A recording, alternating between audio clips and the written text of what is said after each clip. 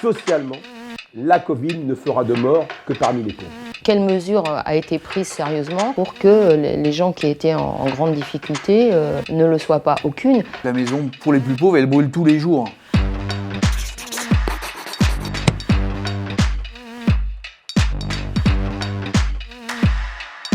Hélas, les épidémies frappent souvent les plus fragiles, les plus vulnérables. Et ça, c'est vrai depuis le Moyen-Âge. Il y a tout un tas de raisons qui permettent d'expliquer pourquoi, et c'est extrêmement flagrant, ce sont les catégories sociales les plus pauvres qui sont le plus touchées.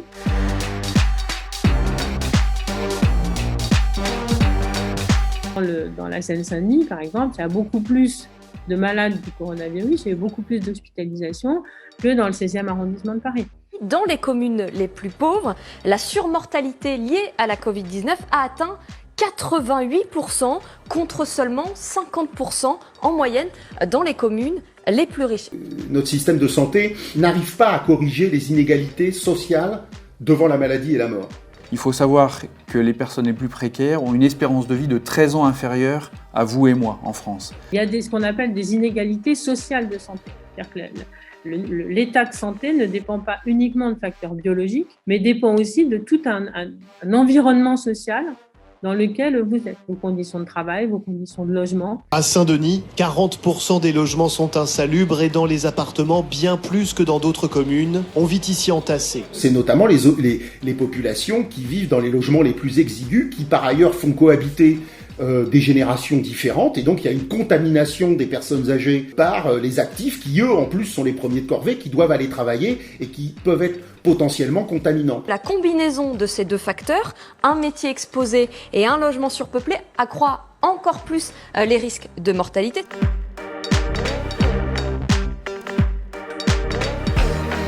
Tous ceux qui vivent à la rue, ils ont été aussi très impactés parce que quand les consignes sanitaires vous disent d'avoir accès à de l'eau pour vous laver régulièrement les mains ou du gel hydroalcoolique, ces publics-là n'ont pas pu y avoir accès. La question à l'accès à la ressource financière, comme que ce soit de la mendicité ou des petits boulots ou de la récupération, ça a été d'un impact très très violent sur les personnes.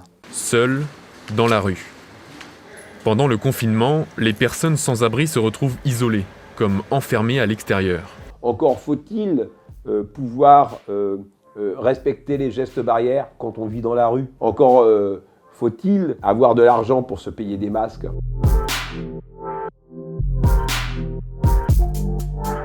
Les dépenses de santé augmentent avec le revenu. Donc plus on a un niveau de revenu élevé, plus on dépense pour sa santé. Donc les populations les plus défavorisées sont aussi souvent celles qui sont en moins bonne santé. Les précaires et les chômeurs ont un accès à la santé qui est réduit. Quand on est chômeur, ou même quand on est précaire, on n'a pas de visite médicale annuelle. Donc de fait, on est plus fragile que quelqu'un qui est suivi.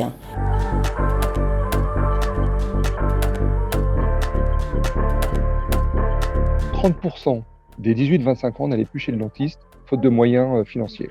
La bouche est une porte d'entrée sur toutes les maladies cardiaques, qui laisse hypothéquer que dans 30 ans, les jeunes qui ne feront pas de soins dentaires seront potentiellement porteurs de maladies cardiaques. C'est déjà une entrée dans la précarité. Comme beaucoup d'étudiants, Benjamin a du mal à boucler les fins de mois. Avec la crise du Covid, 8 étudiants sur 10 avouent aujourd'hui rencontrer des difficultés financières. Les jeunes aujourd'hui sont ceux qui occupent les métiers les plus précaires. En 2019, il y a plus de 700 000 jeunes qui sont entrés sur le marché du travail. Très peu ont finalement réussi à garder leur emploi. Donc en fait, ces jeunes précaires, c'est les premiers touchés par la crise. À 27 ans, Alexis Carbajo évolue dans la restauration. Mais depuis près de 4 mois, plus aucune prestation. Les mariages, les séminaires, les congrès ont tous été annulés. Et le déconfinement ne fait pas repartir les affaires.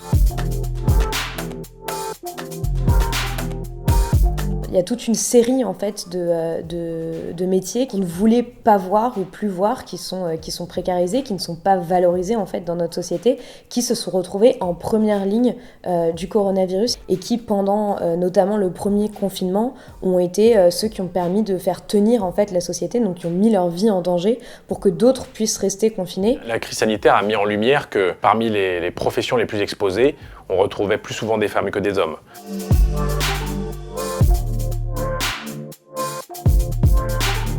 Les femmes sont surreprésentées dans les métiers du care et du soin et elles occupent 2/3 des temps partiels.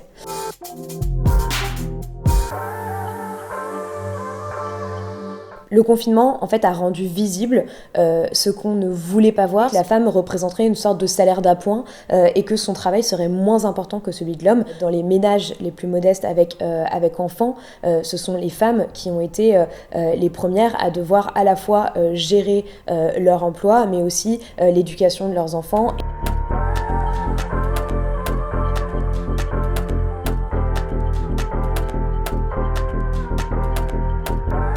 Les autres victimes de l'épidémie, tous ceux que la crise a fait basculer dans l'extrême pauvreté. La crise sanitaire aurait fait basculer 1 million de Français dans la pauvreté. Toutes les 2 semaines, cette mère de 3 enfants se rend dans ce centre de distribution alimentaire pour pouvoir nourrir sa famille.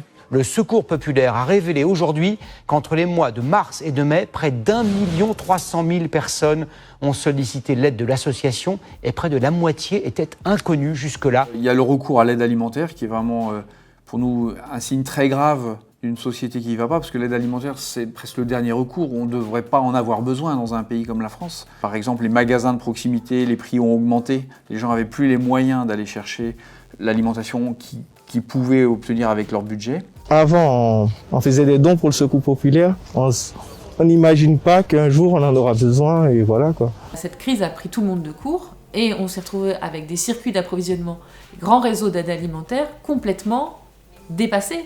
Pour la première fois, l'association est venue en aide à des entrepreneurs, des restaurateurs ou encore des commerçants.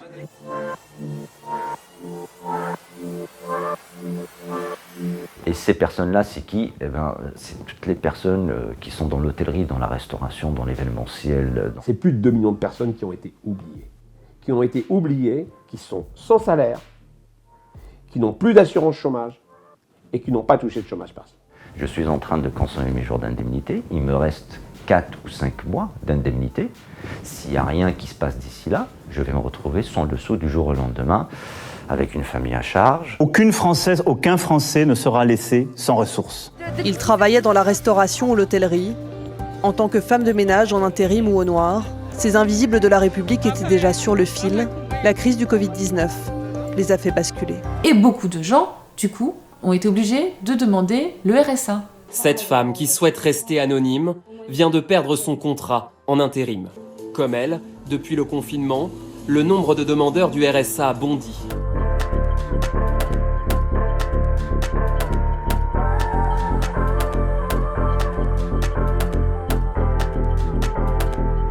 Les gouvernements se mobilisent pour déclencher des plans d'urgence pour sauver des milliers d'entreprises de la faillite. Le gouvernement sort l'artillerie lourde. 45 milliards d'euros tout de suite. Le ministre du Budget a donné ce matin cette image. Quand la maison brûle, on ne compte pas les litres d'eau pour éteindre l'incendie. Ce qu'il faut, c'est effectivement sauver notre économie pendant cette période très compliquée, lui permettre demain de repartir. Quoi qu'il en coûte. Le gouvernement a quand même investi massivement pendant le confinement pour soutenir l'emploi, avec le chômage partiel. Clairement, le gouvernement a favorisé les aides aux entreprises pour éviter qu'elles ferment, donc elles créent des nouveaux chômeurs. Et pour autant, le gouvernement n'a pas imposé que ces aides soient conditionnées au maintien et au développement de l'emploi. Les plans sociaux, les licenciements, ils vont se multiplier. Et puis ça a déjà commencé. Vous parliez de l'exemple de Renault qui a annoncé la suppression de 15 000 postes. Alors ça, c'est dans le monde. En France, on parle de 4 600 emplois menacés. Et donc le plan de sauvetage économique oublie complètement à la fois les plus pauvres et aussi les mesures de long terme qui vont transformer les choses et qui vont permettre qu'on sorte vraiment de la pauvreté des millions de personnes qui y vivent.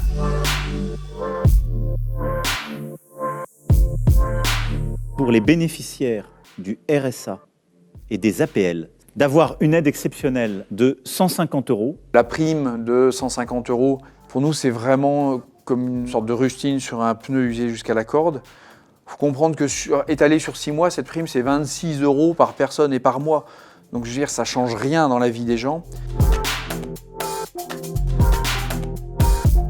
Plus on augmente de manière unilatérale tous nos minima sociaux, on ne les rebaisse jamais après, plus on rend difficile le retour à l'activité. On n'est vraiment pas d'accord avec ça, parce qu'on observe le contraire. on observe plusieurs choses. D'abord que les gens nous disent que la première chose qu'ils veulent, c'est travailler, c'est être reconnus pour leur travail, c'est être utile aux autres. On a des années d'évaluation des minima sociaux qui montrent qu'il n'y a pas d'effet désincitatif des minima sociaux, y compris des chercheurs qui pensaient trouver des effets désincitatifs n'en ont pas trouvé. Dans les pays pauvres, dans les pays riches, on a maintenant des dizaines d'études tout à fait rigoureuses qui le montrent. Il n'y a pas d'effet décourageant de minima sociaux plus généreux sur la reprise de l'emploi. Au contraire. Si on augmente les minima sociaux, ils auront juste un peu plus de sécurité pour ne pas être dans l'urgence quotidienne, pour pouvoir passer le permis de conduire, se projeter un petit peu, y compris de consommer localement, parce qu'en fait c'est ce que font les gens, et c'est aussi un moyen de relancer par la consommation quotidienne et par le fait que les gens vivent autour d'eux. On voit bien que c'est une sorte de leitmotiv quand même d'une certaine idéologie qui voudrait faire croire qu'il y a une relation de cause à effet entre assistanat et activité. C'est une obsession qui est ancienne, qui a gagné presque toutes les catégories politiques. Cette obsession fait que depuis les années 90, les minima sociaux n'ont pratiquement pas été revalorisés. Déjà, cette phrase « en temps de plein emploi » est assez difficile à entendre. Mais alors en temps de chômage massif, et quand on sait, parce que c'est annoncé, lui-même l'a dit, on va avoir plus d'1 million de chômeurs inscrits en plus à Pôle emploi, c'est vraiment une phrase extrêmement malvenue. Et bien sur le mois d'avril, le nombre d'inscrits en catégorie A a progressé de manière encore plus spectaculaire, plus 843 000 personnes, un bond de 22,6%. En clair, Amélie, 2 mois de confinement, ça équivaut à 1 million de chômeurs en plus. On a eu beaucoup de discours au printemps du gouvernement et du président de la République sur, en gros, qu'il fallait en finir avec le monde d'avant. La question du monde d'après, entre guillemets, elle est assez fondamentale, au sens que cette crise interroge en tout cas notre modèle de société.